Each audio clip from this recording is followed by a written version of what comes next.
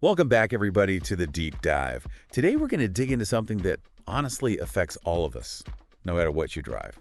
We're talking fuel efficiency. Yeah, fuel efficiency. And we've got this really cool script, actually, from the Breaker's Garage. Okay. They were focused on motorcycles and bikes in this one, but honestly, a lot of what they talk about applies whether you're on two wheels or four. Oh, absolutely. And it's interesting how they bring in the human element, too. Right. Like, it's not just about the machine. Yeah. It's about the person operating it. So, yeah, I'm excited to dive in. Yeah, me too. And I think one of the things that always kind of gets me is you see these, the official fuel efficiency ratings. Right. And then you're like, wait a minute, That's not what I'm getting. my car's not doing that. Exactly. What's the deal? What's the deal? So, I mean, first of all, let's just define fuel efficiency. Okay, good idea.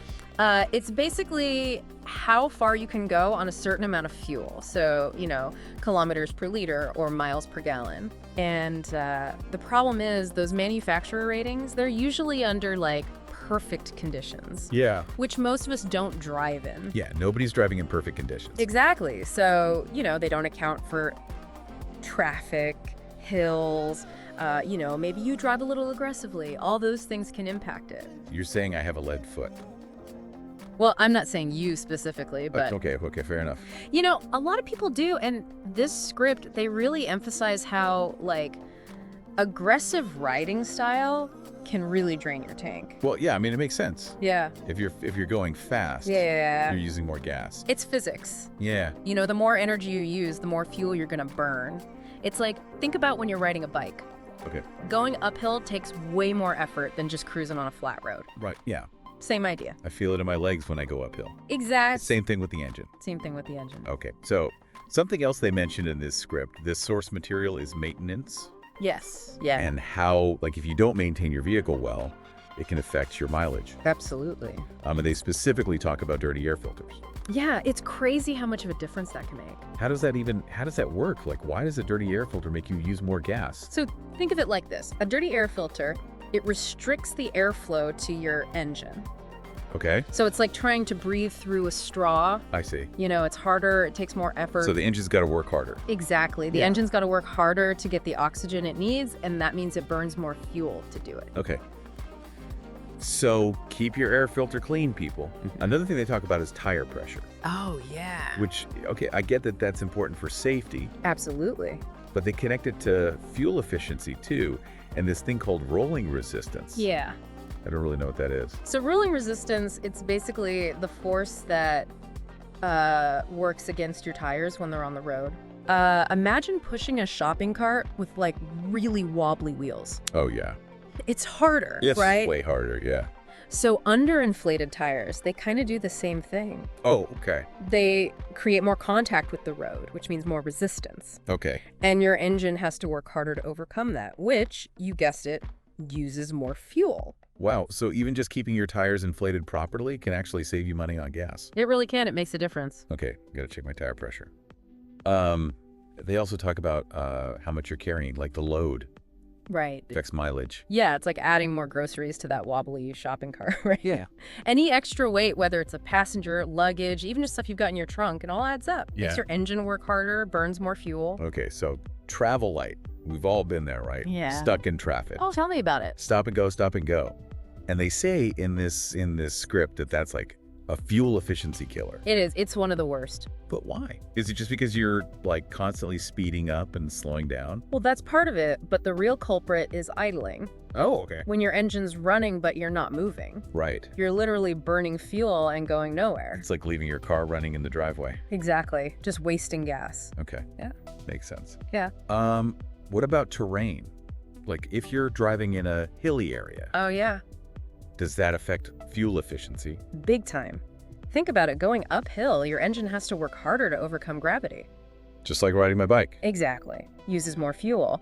And going downhill, you might coast a bit, but you don't really recover all the energy you spent going up. Okay. So hills are not your friend if you're trying to save gas. Not really, no. Okay. Unless you're coasting down them, then they are. True. They also mention fuel quality as something to consider. Yes, this is important. The quality of the fuel you put in your vehicle, it can really impact how well your engine performs, and ultimately how many miles you get per gallon.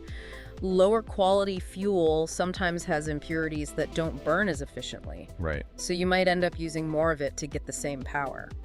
Interesting. I always wondered about this whole premium gas thing. Yeah, the age-old question. Is it worth it, or is it just marketing hype? It depends on your vehicle, honestly. Okay. Some engines are designed to run better on higher octane fuel, Okay. which you find in premium gas. Okay. And in those cases, yeah, you might see a little boost in performance and maybe even a slight improvement in fuel economy. Right. But for a lot of vehicles, regular gas is just fine. So don't necessarily shell out extra cash for premium unless you know your car really needs it. Exactly. Check your owner's manual. It'll tell you what your car is designed for. Good advice. So let's get to some practical tips. Yes, let's talk strategy. This source, the Breaker's Garage, they have a whole section on how to boost your mileage. I like it. Give us the goods. And they start with this idea of riding smoothly. Smoothness is key. But what does that actually mean? Like, how does riding smoothly save fuel? It's all about minimizing those big jumps in energy use. Okay. You know, like when you slam on the gas at the brakes. Right. Think about it like this. You're holding a full cup of coffee while you're riding. Okay. I'm visualizing it. You want to accelerate gently and brake gently so you don't spill, right? I see. Same idea with your car. Okay. The smoother you are, the less energy you waste, and the better your fuel economy. Got it. So it's like driving with a delicate touch. Exactly. Be gentle with your vehicle. They also talk about shifting gears at the right time. Oh yeah, that's important. What's the science behind that? So your car's transmission, it has different gears for different speeds and situations. Right. Each gear is designed to let your engine work most efficiently within a certain range. Okay. If you stay in a low gear for too long or rev the engine too high in a high gear, you're making the engine work harder than it needs to. It's like forcing it to run a marathon in flip-flops. Exactly. And that burns more fuel. It's all about finding that sweet spot where the engine's humming along smoothly and using fuel efficiently. Okay, so listen to your engine. Feel it out. Listen to your car, it'll tell you what it needs. Now, this one I thought was kind of interesting, and maybe a little extreme, but they actually suggest turning off your engine at long traffic lights. Ah, yes, the old engine off debate. Isn't that a bit much? Like, wouldn't it be better to just idle? You might think so, but it's actually not. Okay. Idling for a long time, it can actually waste more fuel than restarting your engine. Really? Modern engines are designed to start up pretty efficiently. So unless you're just stopped for a few seconds. Yeah, like a really quick stop, turning the engine off can actually save you a surprising amount of fuel. I guess it makes sense. I mean, if you're just sitting there, you are just burning gas and going nowhere. Exactly. Wow, so a simple flick of the kill switch can actually help. It's the little things that add up. Starting to realize that. Yeah. Okay. I'm learning a lot here today. Yeah. So it seems like there's a lot we can do ourselves, right? Absolutely. In terms of our habits. A lot of it is in our control. But there's also technology that can help us out. Oh, for sure. Technology is coming a long way. And they mention in the script things like eco modes and fuel injection systems. Yes, those are becoming more and more common these days. But I'm not really a car person, so I'm not sure I understand how they work. Yeah, it can get a little technical. Are we talking like complex algorithms and sensors and stuff? We can definitely get into the nitty-gritty details some other time, but for now, let's just focus on what they do. Okay. Cool. So eco modes, they basically adjust how your engine operates, you know, like the throttle response and things like that, Okay. to prioritize fuel efficiency over performance. Gotcha. It's like putting your car on a diet, you know? Okay. I like that analogy. So it's like it helps you sip fuel instead of guzzling it. Exactly. What about fuel injection? Does that do something similar? So fuel injection, it's a system that makes sure each cylinder in your engine is getting the exact right amount of fuel at the right time. Okay. So it burns more efficiently. I see. So both of those things, it's like they're optimizing how the engine uses fuel. Precisely. Squeezing every last bit of efficiency out of it. Okay. So that's pretty cool. Then, of course, there are electric motorcycles. Ah, yes. The future is electric, as they say. Yeah. Or at least part of it. It is becoming a bigger and bigger part of the conversation. Zero fuel consumption. That sounds pretty amazing. Right. Who wouldn't want that? Yeah. Yeah. But I know there are issues with things like battery range and charging infrastructure. Right, and that's the catch. So it's not a perfect solution yet. Not quite. The technology is definitely still evolving, Okay. but it's exciting to see how things are progressing. Yeah. And maybe this is a topic for another deep dive, but Like, what are the pros and cons of going electric? Oh yeah, we could definitely do a whole episode on that. There's a lot to unpack. For sure. But even sticking with gas-powered vehicles for now, there are things, tech features that can help us be more mindful of how much fuel we're using. Absolutely. Technology can be a great tool for awareness. They mention in this script things like digital fuel gauges and kill switches. Yeah. I mean, how do they actually contribute to better fuel efficiency? It's all about information, right? Okay. Digital fuel gauges, they give you a really precise reading of how much fuel you have left. So you're not just guessing. Right. And kill switches, they make it super easy to turn your engine off when you're stopped. Right. So you're less likely to just idle unnecessarily. So it's like they're little reminders to pay attention. Exactly. They help you be more aware of your fuel usage, which can lead to better habits. Okay, so it sounds like it's a combination of things. It's a multi-pronged approach. Being aware of how we're driving, Yeah. and then also taking advantage of technology that can help us be more efficient. Exactly. It's not just one thing, it's all of it working together. Okay. I'm starting to get the bigger picture here. Yeah, it's like a puzzle, lots Yeah. of different pieces that all fit together. I like that. A fuel efficiency puzzle. We all got to solve it. We do. We all got to do our part. It's really cool how this source, really focuses on the choices we make as drivers. Yeah. It's not just about the vehicle. Oh, absolutely. That's a huge takeaway for me. We often get caught up in the specs and the technology and all that. Yeah, But at the end of the day, a lot of it comes down to the person behind the wheel. right, exactly. So, okay, if we want to be more fuel efficient, we have a lot of control over that. More than we realize, probably. Okay, so they talk about smooth riding, Yeah. which we talked about a little bit before. But what about hills? If you live in a hilly area, you're driving up and down hills all the time. Right. It just seems like you'd inevitably use more gas. Yeah. It's definitely more challenging in hilly terrain, but there are things you can do to kind of mitigate that. Okay. Think about momentum. Right. Instead of flooring it uphill from a dead stop, Right. try to build up some speed as you're approaching the hill. Okay. That way, you're kind of using your existing momentum to help you climb, Oh, I see. and that reduces the strain on your engine. So it's like giving yourself a running start Exactly. before you tackle the incline. Yep. Okay. So you're not starting from zero. Exactly. Use that momentum to your advantage. Okay. But then what about going downhill? Ah. Do you get any of that fuel back that you used going up?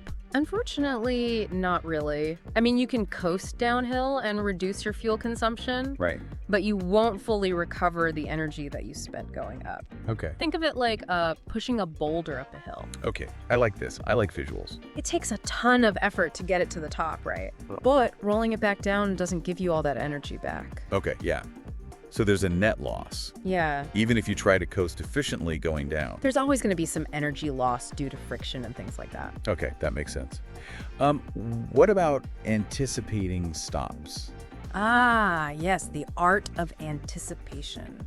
Is that something that actually plays into fuel efficiency? Oh, big time. Okay. Instead of slamming on the brakes at the last second, Right. try to anticipate those red lights or stop signs and gradually coast to a halt. Okay. That way, you're using your vehicle's kinetic energy, that forward motion, to help you slow down. So you're not relying as much on your brakes. Exactly. You're essentially using that momentum to your advantage. Okay, so it's like a smoother, more gradual approach to stopping. Precisely. And that ties back into, what we were talking about before with minimizing those big spikes in energy use. Exactly. It's all connected. Wow. Okay. So we've covered a lot of ground today. Yeah, we have.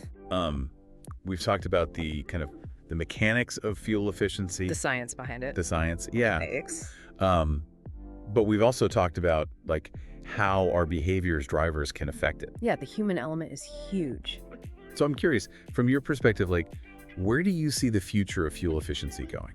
Oh, that's a great question. Are there any exciting advancements that you're kind of keeping an eye on? Oh, for sure. I mean, there's so much innovation happening in the automotive industry right now. It's Yeah. really an exciting time to be following it. Okay, so what are some things that you're excited about? Well, beyond electric vehicles, which we've already touched on, Right. there's a lot of buzz around alternative fuels, Okay. like hydrogen fuel cells and biofuels. Interesting. And those have the potential to really reduce emissions. Okay. And our reliance on fossil fuels. So it's not just about making gasoline engines more efficient. No, it's about exploring completely new ways to power our vehicles. That's really cool. So what about advancements in like regular gas-powered engines? Oh yeah, there are definitely things happening there too. Okay. Things like variable valve timing and cylinder deactivation. Okay. These technologies are really pushing the boundaries of what traditional combustion engines can do So they're becoming more and more efficient. all the time. It's amazing how far we've come even in just the last decade. Yeah. But even with all this like cutting-edge technology, I imagine that driver behavior is still going to be a big factor. Oh, absolutely. Right. It doesn't matter how fancy your car is, you're still the one making the decisions behind the wheel. Yeah. You're the captain of the ship. Exactly. Your driving style, your maintenance routines, all of that still plays a huge role in fuel efficiency. So it's kind of empowering in a way. It is. It really is. Right. Like we actually have a lot of control We do. over how much fuel we use. We're not just passengers along for the ride. Okay, that's a good point. Yeah. So this deep dive has been like incredibly insightful. It has been fascinating. We've explored the science, like I Have said. debunked some myths. We busted some myths for sure. Yeah. And we've uncovered some really practical tips. That hopefully people can actually use. Yeah, that people can apply to their own driving. Make a difference in their lives. Yeah. So what would you say is like the key takeaway for our listeners?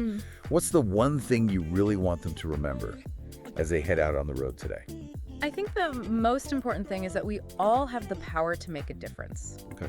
Every time we accelerate smoothly, coast to a stop, keep our tires inflated properly, all of those things, Yeah. we're making a conscious choice to use fuel more efficiently. Okay.